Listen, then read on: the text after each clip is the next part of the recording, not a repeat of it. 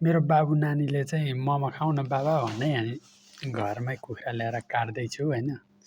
र मोमोको लागि तयार मासु भयो यो। देख्न सक्नुहुन्छ अनि अब मिक्सरमा चाहिँ पिसेर किमा बनाउनु पर्यो। अब मिक्सरमा पिस्दा चाहिँ थोथोरै हालेर अब पिस्नुपर्छ। यो सानो छ होइन। देख्न सक्नुहुन्छ साथीहरू पिस्दैछु म होइन।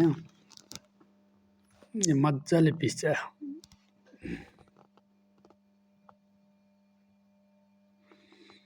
ल देख्न सक्नुहुन्छ है साथीहरू यसरी पिस्छ होइन।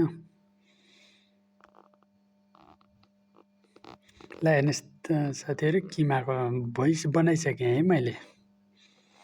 किमा रेडी भयो। अब त्यसपछि म मोमो बनाउँछु। ल देख्न सक्नुहुन्छ मोमो बनाइसकेको छु यहाँ। तयार भयो अब पकाउने खाने।